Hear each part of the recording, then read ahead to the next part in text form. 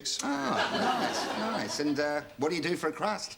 I'm the Bishop of Argyle. Oh, Bishop, that's right. Now, I think Emily mentioned something about that earlier. Yeah. She's a lovely girl. Oh, indeed she is, And where did you two meet? Church. Parish picnic? No, confession. There we go. Oh, thanks very much. Cheers. Thanks very much. Thank you. So, where are you two off to tonight, then? Oh, we're off to a dance party at Regine's. Yeah, Kenny's bastard son's running it. Yeah. Kevin's a good boy. Actually, you would know his mother, Mrs. Carter. It's Joanna Dibley. She left the parish about 10 years ago in shame. Do you remember her? Oh, yes. Nice woman. Yes, she is. She's not as nice as your daughter, though. Or as young. Yeah, you know, I must say, the last few I've had, you know, they've been married with children. It's really complicated. And I want to reassure you that we're taking extra precautions when we have sex, Emily and I. I always carry condoms with me. In fact, I keep some in the vestry, you know, just in case. You never know when you're going to get lucky, you know what I mean? Yeah, cheers. Kenny, I think we better go. Yeah? Yeah, all right. Well, she's pretty keen, so we better be off. That was very nice. Thanks. Oh, fair enough. Now, look, before you go, here's a little something for you. Oh, thanks very much. Now, you kids go out and enjoy yourselves, OK? OK. There you go, Bishop. Oh, nearly forgot that. Thanks very much. Nice to meet you, Mr. Carter. Cheers. You're a beautiful woman. You know, I do worry about the boys our Emily's been seeing. Yeah, bloody Catholics.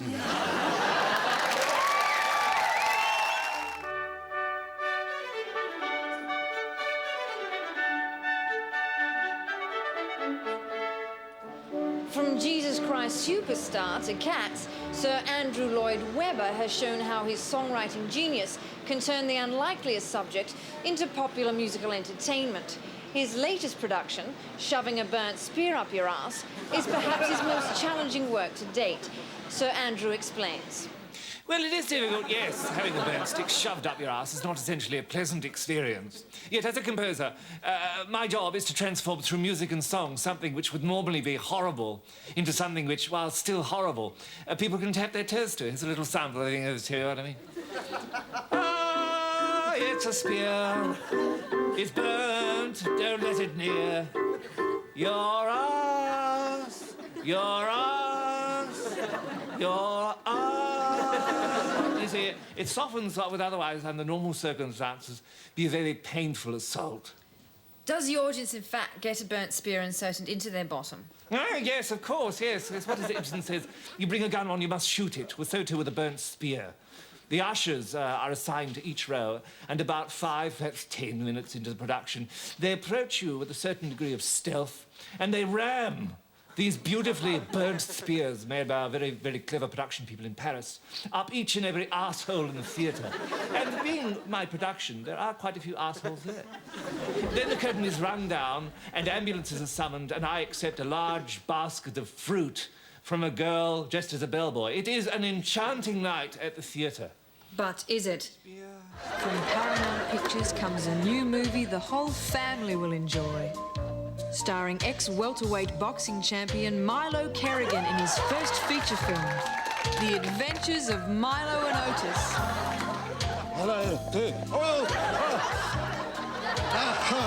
It's the story of an imbecile rendered only slightly more stupid by his career in the ring.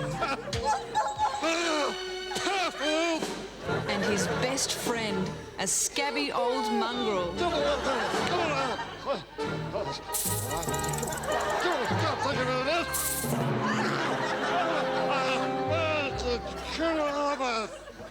Together they shared everything until Otis ran away.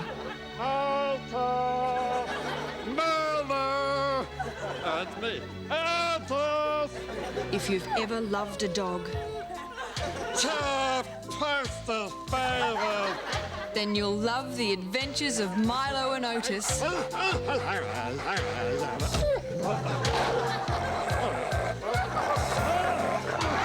Adventures of Milo and Otis. A love story.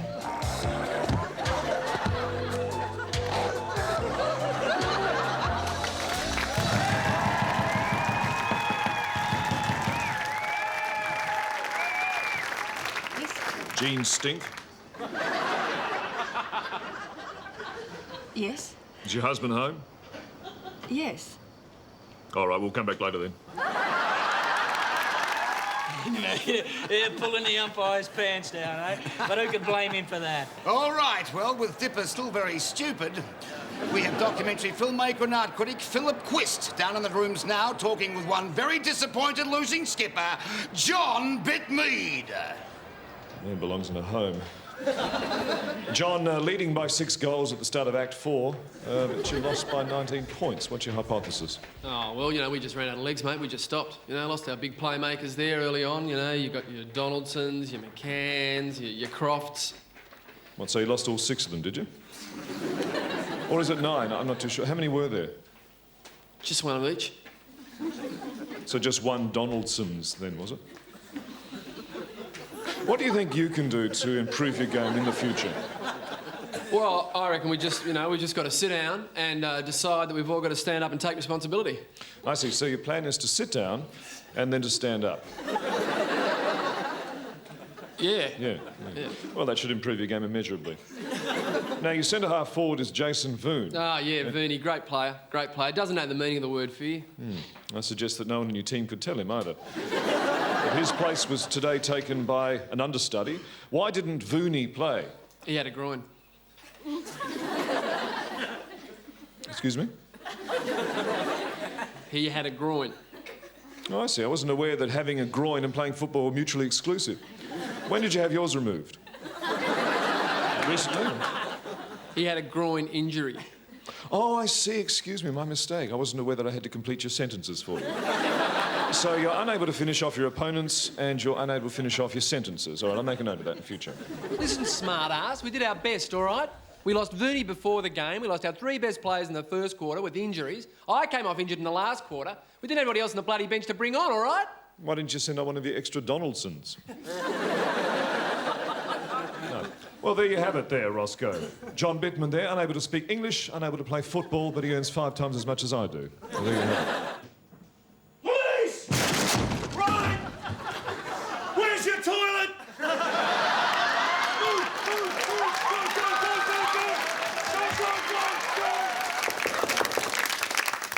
Come. Come in, please. Sit down. Sit down. Yes, lovely to see you here. These are chairs. You know a chair? Sitting. Do you have sitting? You know sitting? Yes, very good. You have sitting in your country. Very good.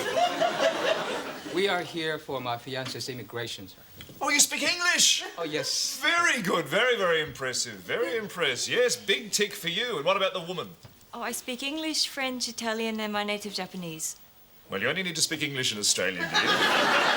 And as you both seem to speak English adequately, that gets you past the very first hurdle in the many that we've put in to prevent you lot from entering our country. Now you both intend to get married? Yes, we do, sir. Yes, and are you in love with each other, or is it just sex? I'm sorry, but that sort of wham, bam, thank you, ma'am, one-night stand approach of the Labor government's immigration policy just won't cut it with the coalition government. You must bend to the ways of the round eye. Our feelings for each other are quite genuine. Yeah, you're right. We'll see anyway. Can you both read and write? I'm a qualified astrophysicist with 12 years' experience. And I was a professor of chemical engineering at LaSalle University for 15 years. We both have research positions lined up at the CSIRO. Well, so that's a yes, then, isn't it? It's a yes, yes, all right. Mr. Santos, I'm very sorry. I'll be brutally frank with you, but I'm afraid I can't let your fiancée into the country. Why not? You're both smartasses, and Australia doesn't like smartasses. So I'm afraid I'm going to have to answer your legs. I shall try and use you.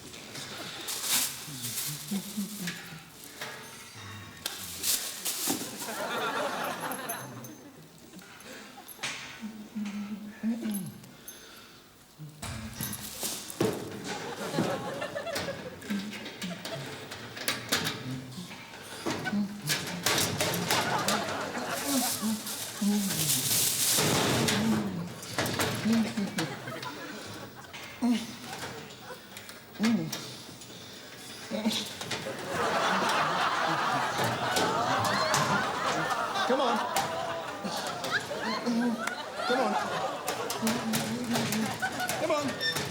Come on. Come on.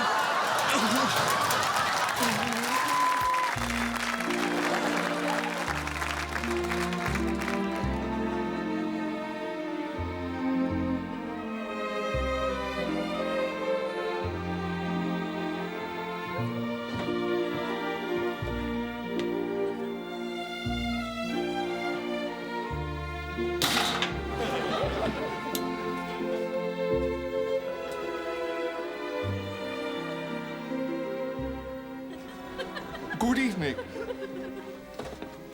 The work of Australian film comedian Roy Wallace has been ignored for the last 70 years, and not without good reason. His films have not been seen since they were first bought back from the chemists in 1921. Denied a cinema release of any kind, Roy's career slowed to a halt only a week after it began, and he died tragically only 5 decades later, at the age of 107. The rich legacy he leaves the Australian film community is typified by this classic 90-second fragment from his superb and indeed only comedy one-reeler entitled The Drunk. Enjoy.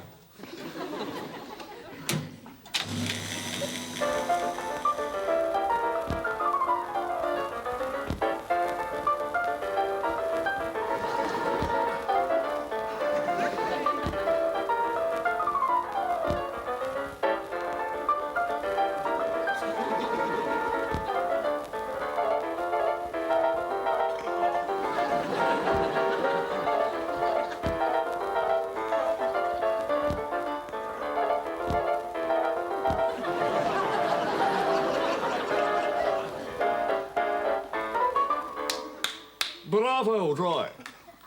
Such brilliant comedy and such pathos. But that is not the least of Roy's work. That can be seen in this mercifully short 20-second fragment from his comedy feature, The Rink, where Wallace's superb pantomime skills and body control are seen to full effect. Enjoy.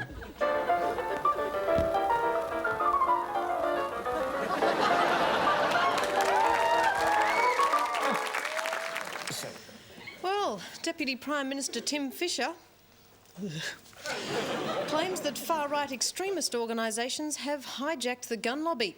Joining us now from the Gunfirers Association is Mr Reg Haskett-Watson. Mr Haskett-Watson, to your knowledge, are right-wing groups getting involved in the gun debate? Not to my knowledge, Narelle. You know, I'm just a simple farmer. I have no political leanings or bias whatsoever. In fact, none of my officers do. Like most Aussies, I'm concerned about freedom of speech, and those who are opposed to freedom of speech will be crushed under the heel of our jackboot.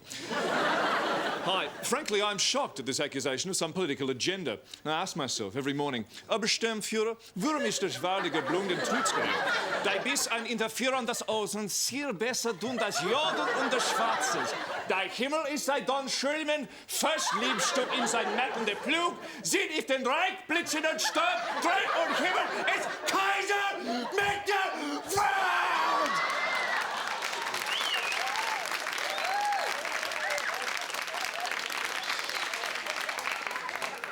Yes, and thanks, Haskety-Watto, mate.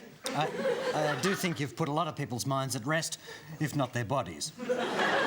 And just before you go, Neil, as a memento of your time here, we'd like you to accept a lift home with a crazed psychopath.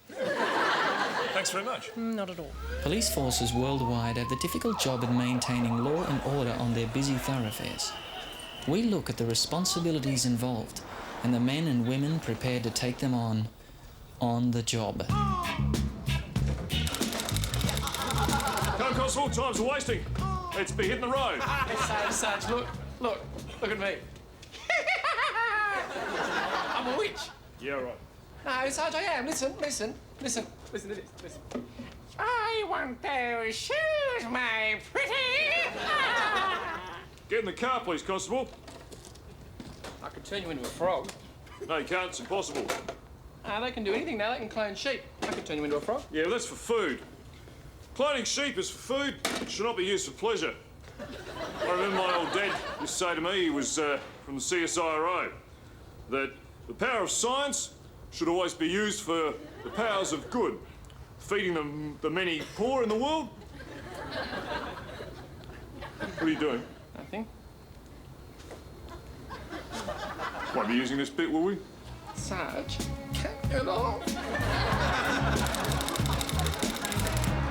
Thank you, Shell. No, over. Roger, out. Thank you. Over. Can I put my tape on now? No. Oh. Yes, certainly be eating up a few lines today, Constable. What do you mean? Well, because we're driving so far, you know, we'll be eating up a few lines. Lines on the road will go into the car and it'll appear as though the car's eating them. Oh, right. You heard that expression before? No. I thought you meant we were going to be snorting some lines of cocaine. I didn't know what the hell you meant. Well, of course, we don't do drugs, do we, Constable? No. We're on duty. You smoked that beady once, though. You remember that clothes? Put your tape on, Constable. Yay!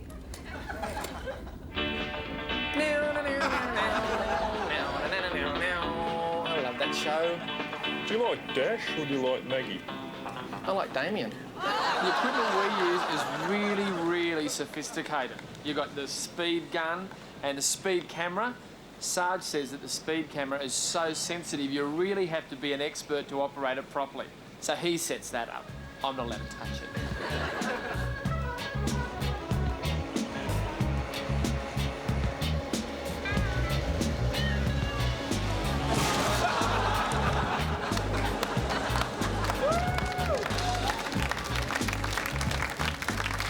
Yeah, it's a pretty damn serious piece of business. There's a lot of maniacs on these roads. As part of our duty, we have to curb the amount of carnage that can result. Every day, we're literally dicing with death. Did you pack the serviettes? The main consideration, I think, is this stretch of highway here, which is one of the worst in the state. Stop looking. The main area. Oh, here, please. The main area, the unsealed area of the road, is just as dangerous. I feel. Did you eat those hundreds and thousands? I remember. Oh, you're a little pig. I can't. Can we? We're not using any of this. The main area. Me! Look! Would you shut up, please? Would you just shut up? Bee? I don't care whether there's a bee. The city is a jungle, but you've got to remember that out here in the country... Here's your chicken. Thank you. It's out here in the... It's Jenny Craig. He's on a diet. Don't prod me in the breasts. One more word out of you, and I'm reporting you for insubordination. I'm sick. I've had you up to here, son. One more word? One more word. Fat pig. It's 2 words. No, I'm getting my pen. That's 2 words. You said 1 word. It's got a hyphen in it. Hang on. What are you bastards doing in my driveway?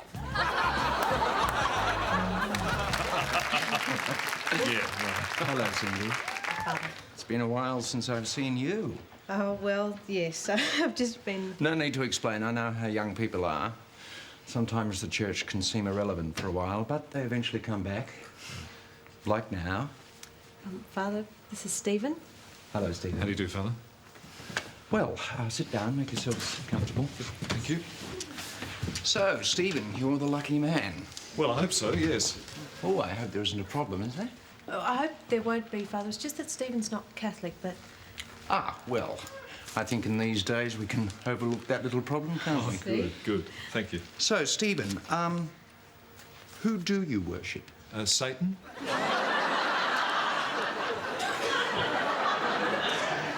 But the church is very open-minded about that sort of thing, isn't it, now? Yes, well, yes. And we do intend to bring all our children up as Catholics, don't we? Oh, yeah, those we don't sacrifice. Yeah, definitely. Yes, I see. So apparently our firstborn goes to Lucifer. Yep, that's right. But yep. after that, they're all going to St Dominic's Priory. Yep. Stephen's very firm about that. I'm very adamant about that. I mean, I think it's important for me to respect Cindy's faith just as she respects my unquenchable thirst for evil. And, you know, we're a lot stronger for that, I think. Yes. Stephen, Are you comfortable with the Catholic wedding ceremony? Oh, yeah. You know, I know bits of it quite well. I know Latin, and I know the Lord's Prayer backwards, you know, so... That's it. Hey? No, I can't do it here. It's embarrassing. No, you always do that. No, I don't. It's good. All right. There's a little dance, and I go, a little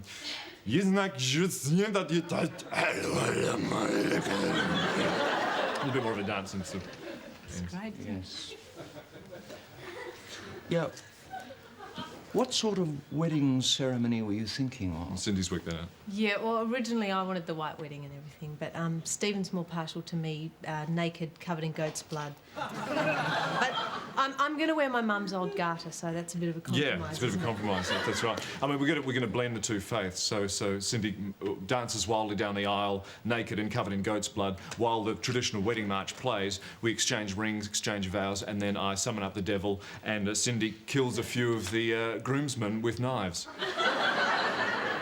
But Father, let me assure you, we're not going to throw any confetti in the church. That's out. That's right, out. So don't worry about it. Well, yes, but I don't actually know if that's going to actually tip the balance. Well, Father, I really... This is Stephen's only chance at real happiness. His first marriage ended in disaster, and I just... Oh, you're divorced? Oh, well, no, I'm afraid the church forbids me to marry you. Goodbye. Yeah, I don't want any trouble from you, buddy. Just switch the engine off and wait in the vehicle. Thank you. OK, Constable, what were they doing? Oh, I don't know, Sarge. I reckon about 140 at least. They're going really fast. You got a speed gun, Constable? Oh.